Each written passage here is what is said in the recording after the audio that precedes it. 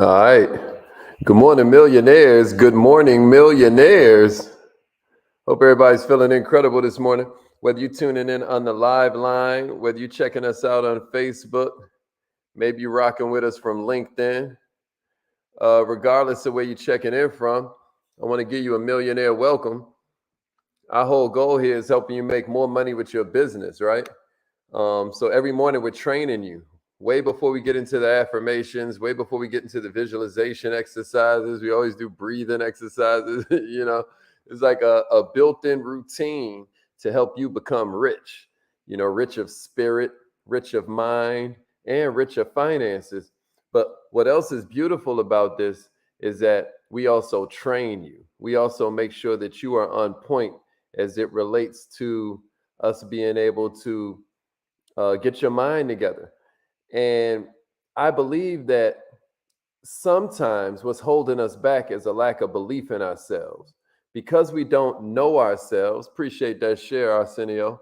Because we don't know ourselves, we aren't able to really leverage our ability. We aren't able to really leverage our capacity and our potential. So some mornings, I'm real big on giving you what we call mindset, helping you to adjust your philosophy about what's possible. So if you can dig that, then it's check-in time. Rep your city. Let us know, what kind of business you have, how exactly you help other people. It's a big deal. It's a big deal. Make sure you give some stars, like, comment. Give me a replay, gang, if you're watching the replay. Appreciate everybody showing love to the reels I've been putting up lately. Whether you follow me on Instagram or Facebook, you probably noticed that I've been putting out more content. I've been leaned on. Like, my mentors are really getting at me that there's a reason that I'm still like the best kept secret out here.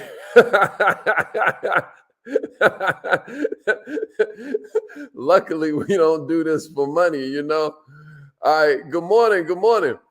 All right, my man Digital Daryl is in the house. What's up, Ken? Kenya made it in this morning.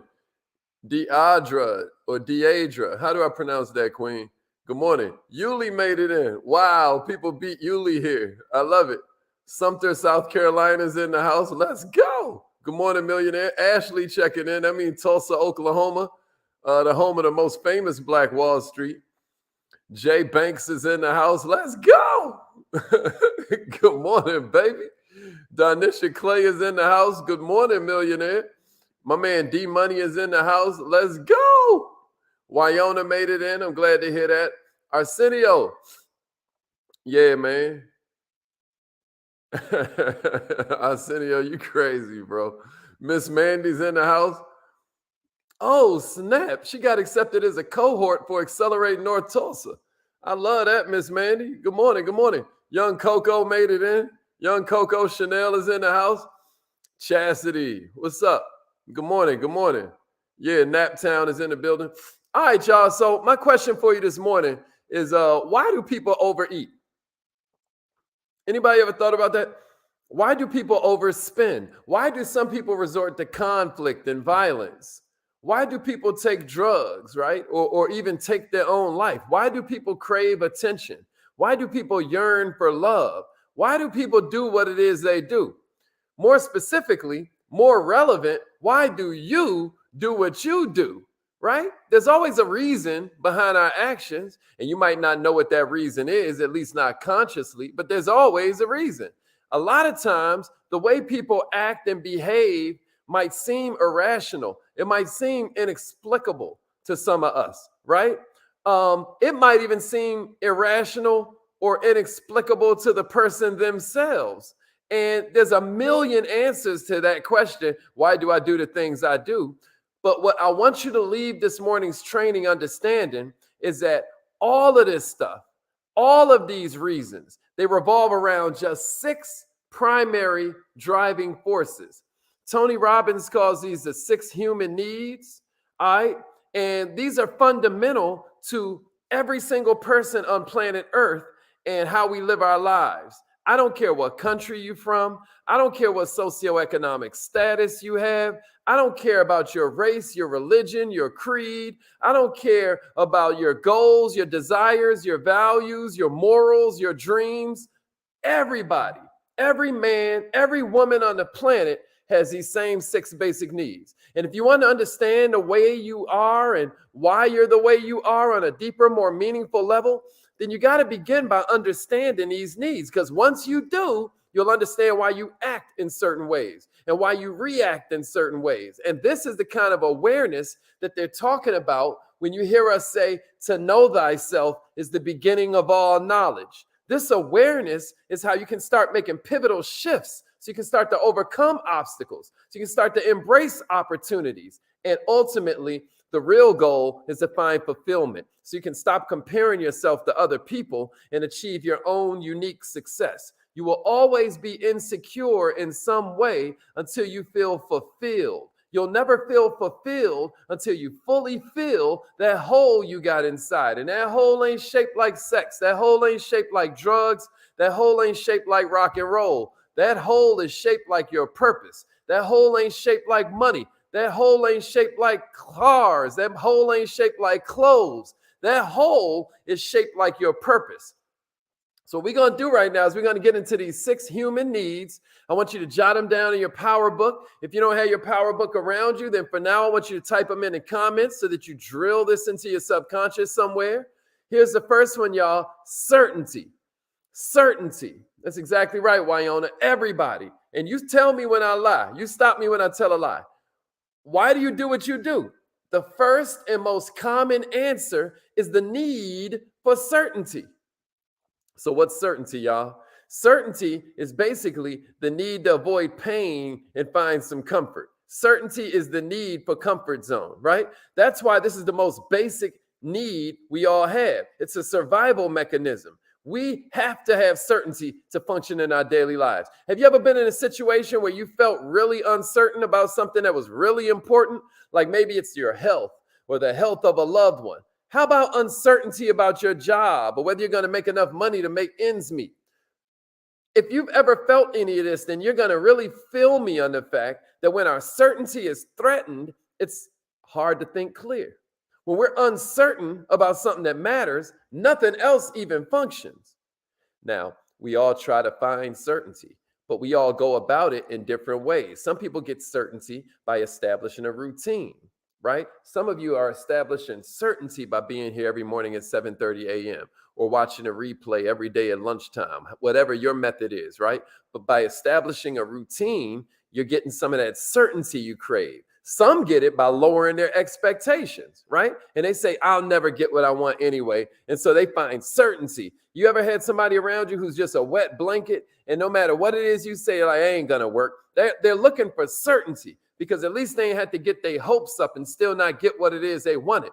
Others try to get it by controlling everything and everybody. You ever met a control freak, right? Where at the end of the day, they are looking for that sense of certainty by controlling every little piece, right? Some people get certainty by collecting things. You ever met somebody who does collectibles? Maybe it's baseball cards, maybe it's little figurines and Funko Pop joints, right? But you walk in their room, they're all organized a certain way. This is their way of getting certainty. Still others get their certainty through faith.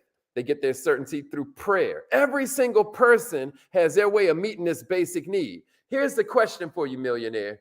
Are you meeting this need in a way that's empowering you, or are you meeting this need in a way that disempowers you? Because everybody prioritizes these human needs differently. Here's the cool part. You have the power to choose what you focus on. Am I making sense? Somebody say certainty is the need for a comfort zone. Certainty is the need for a comfort zone. But guess what happens if you get too much certainty, y'all? You're bored as heck. You're bored as heck. So here's the second need, variety. Somebody say the second human need is variety, and then give me a share. Why do people do what they do, right? It isn't that straightforward. The 6 human needs can even appear to conflict with each other, is what we're learning here. We know people need certainty, but check it out. We also crave uncertainty. See, the problem with certainty is that once we have it in every respect, we're going to get bored. Once we have it in every realm of our existence, we're going to get bored. Our passion is found in that place of uncertainty. Our passion is found in a place of variety. Variety is what creates excitement for us. That's what adventure is at the end of the day. We crave variety. It makes us feel alive. And we need surprises in our lives because that's what helps us grow. But just like our need for certainty, we all are trying to get this need for variety in different ways. Some are good, some are neutral, and some are flat out bad for us. Some people find variety by doing a little crack.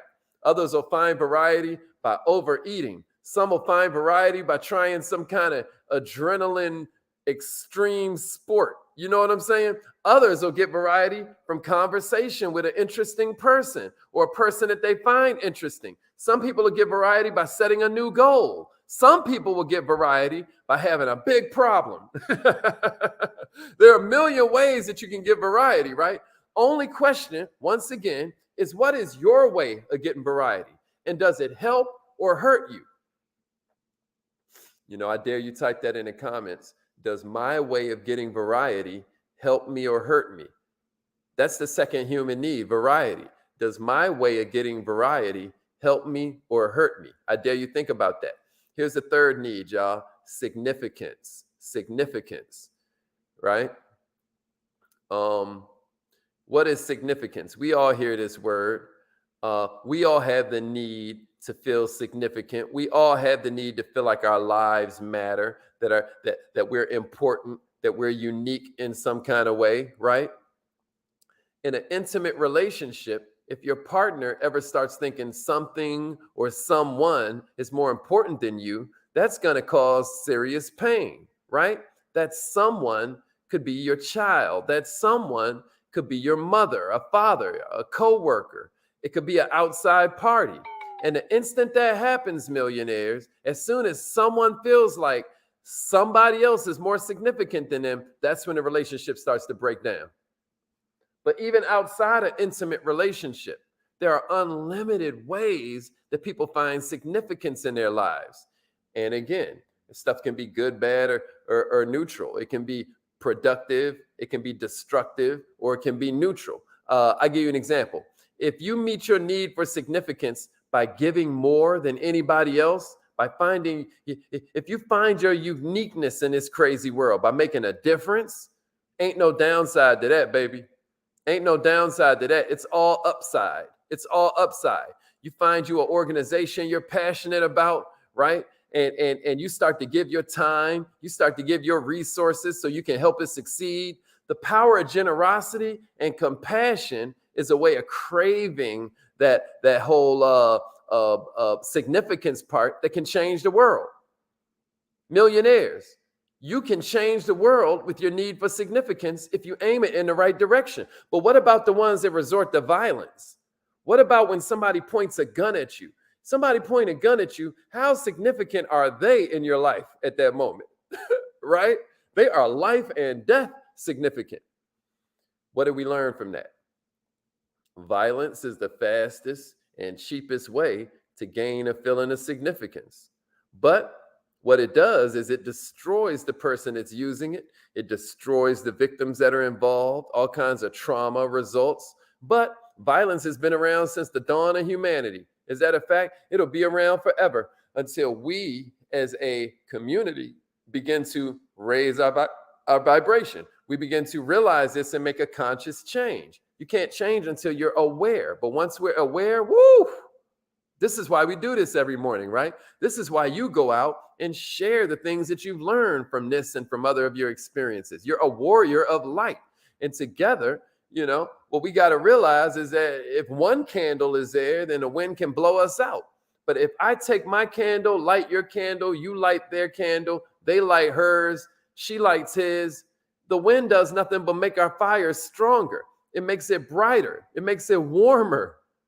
When you're thinking about what it is you do, consider, how is this helping you meet your need for significance? Do you work harder than anybody else? Do you know more about sports than anybody else? Do you dress uniquely? Do you have more earrings or tattoos than anybody else? Do you buy certain brands that make you feel significant? Do you own a luxury car? Do you have more education and more diplomas than anybody else? There are a million ways to be significant. What's yours? What's yours? You ever thought about it? Here's the fourth one, y'all. You ask me, why do people do what they do? It could be certainty. It could be variety. It could be significance. Here's the fourth one, y'all. It could be love and connection. Love and connection. Throughout history, the reason people do what they do has been love. I remember I was in India and I heard the story of the Taj Mahal and how this man built it's one of the 8 wonders of the world. And he built it because he loved this girl that much.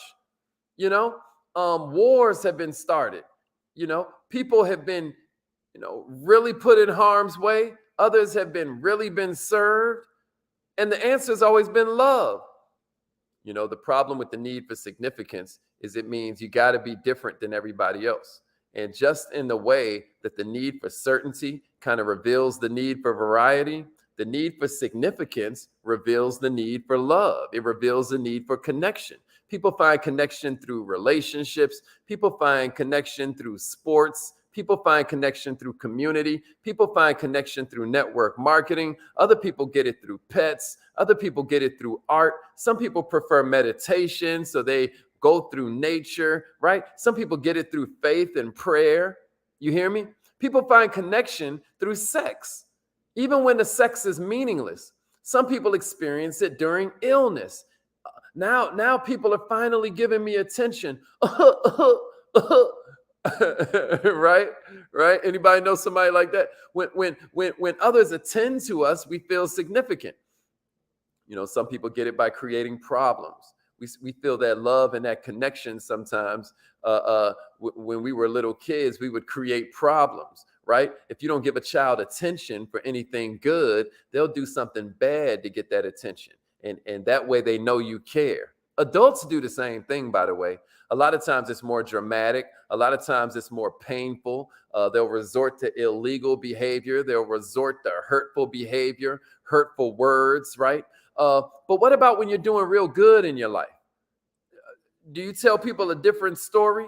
You put a negative spin on something so they don't feel bad about your success. That's just another example of how we meet our need for love, how we meet our need for connection. But when you do stuff like that, when you're too self-deprecating, when they tell you, oh, it's you rich, and then you start saying, no, I'm not. This old thing, you know what I mean? How I going, Brothers in Paris,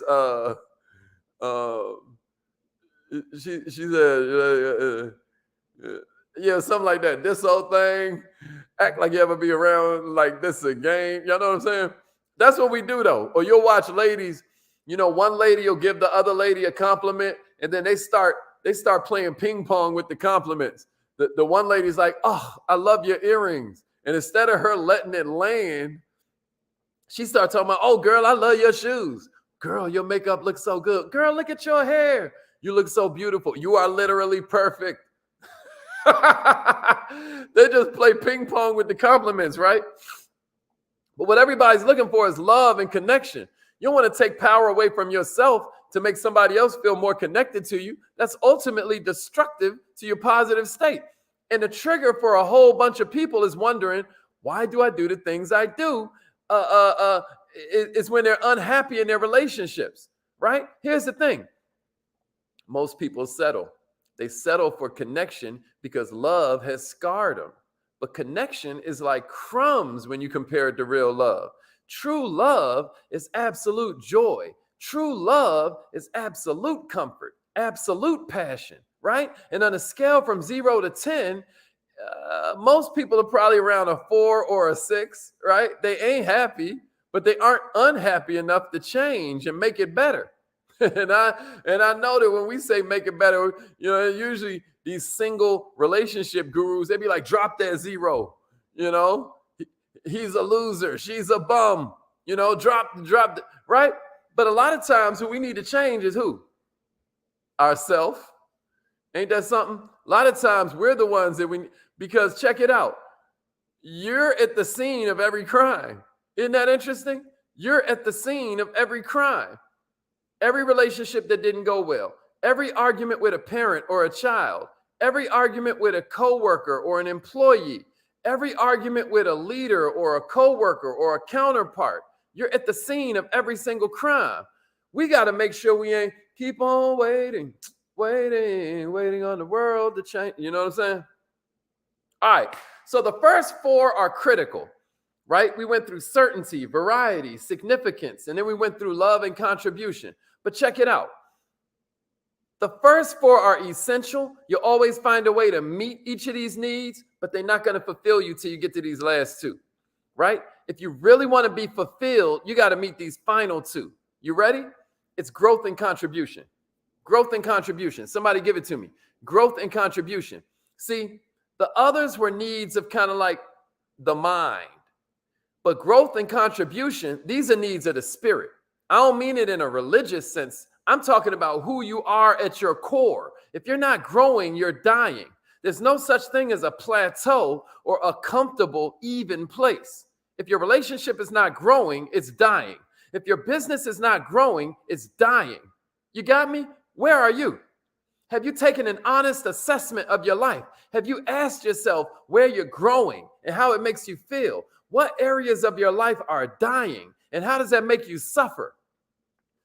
See, the thing about learning and experience in this world is eventually your cup will get so full that for you to even take in more, you got to pour some out into somebody else. You hear me? When we give beyond ourselves, we start to live in a world of abundance. We start to live in a world of compassion. That's why you always hear, people like Tony Robbins will say the secret to living is giving, right? When's the last time you contributed freely to another person or freely to another cause outside yourself? How did that make you feel? So, I hope these 6 basic human needs were helpful. Sometimes we talk about personality type. If you'd like a free training on personality types, just inbox me and I'll send it to you. But check it out. Even though we all got the same basic needs, you probably be asking yourself, well, why do we all behave different? Well, because we don't value all 6 equally. Some have certainty as their top need. Some have love and connection. Some have significance. But whichever one is number 1 to you, it's going to change the way you live your life. Also, even if 2 people are driven by the same need, let's say 2 people are driven by the need for certainty, right?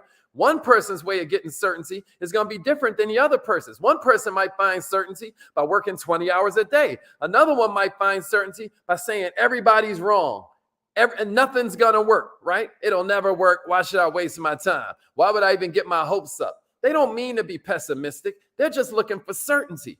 And it seems counterintuitive, right? That people would destroy their own dreams, break their own values, disrupt their own morals for a sense of certainty. But that's the way human beings operate. And if we understand how our emotions and our actions relate to these 6 needs, we're going to learn to have more compassion for ourselves. We're going to learn to have more understanding and compassion for other people. If any of this stuff that I'm about to say sounds familiar, you'd probably be surprised to learn how it still relates to the 6 basic needs. I got one for you. What about lying? An honest person will lie because they value their needs more than they value their morals. They might lie in an interview to get a more fulfilling job. They might lie on a date to create a sense of connection, or lie to their partner to avoid an argument and create certainty in a relationship. Lying comes from the 6 basic needs. What about attention seeking? You always find yourself in the middle of drama, huh? Chances are it's because of your own behavior. It ain't got nothing to do with other people that you keep on blaming. You just want to feel significant. So you make yourself the center of a problem.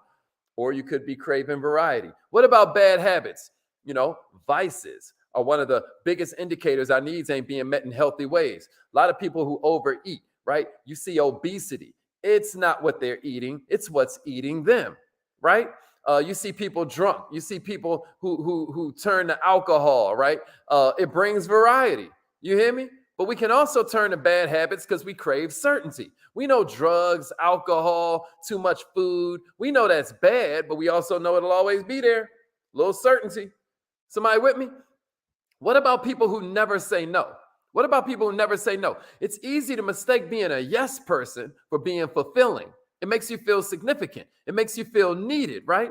But be careful you ain't ignoring your own needs to take care of others. You might think you're doing something because you're a nice person or you feel obligated, but it's actually your need for certainty. Isn't this interesting? So I'm just giving you some food for thought this morning. I want you to consider why it is you do what you do. And now that you have more of an awareness of these 6 human needs, maybe you'll start to see how they relate to different decisions you're making. I dare you rewrite these in your power book. I dare you talk it over with an accountability partner. As always, I'm going to remind you, the key to learning this stuff fast is FAST. FAST. So the F is join the Facebook group. It's called Entrepreneurishment. If you need help finding it, just reach out to one of us. The A is get an accountability partner, somebody that you're going to hold to the same standard you want them to hold you to, right? The S is make sure you subscribe, turn on your notifications, make sure that you make social media alert you whenever we go live. That way you don't miss none of the goodies. And then the T is teach somebody else something that you learn. You could also leave a takeaway in the comments if this felt good to you. Was that helpful, y'all? Good. It's affirmation time. Scale of 1 to 10. Only put a 10 if you're going to use this. Only put a 10 if you're going to use this. How do you rank this? What was your big takeaway? Throw it in the comments. What was your big takeaway? It's affirmation time right now. We're about to get busy with this last 4 minutes. Yeah. All right. So say it like you mean it. Put some power in it. Some of y'all are like, yo, it always cuts off before you do the affirmations. Yeah. You want us screaming like madmen on the live stream? People already think we crazy for being here every morning. You want to make them, So we do this part on the privacy of our phone lines. Thank you very much. Only people know we crazy is our kids that's riding in the car. People that might look over and see us on the highway screaming at the top of our lungs, I am now a millionaire. Woo! Hey, but we get busy because what we know is the 2 most powerful words in the whole English language are I am. Y'all remember that burning bush? I am that I am. Whatever you put after I am is a command. I mean, it's powerful. A lot of people don't do it. All right, but we do.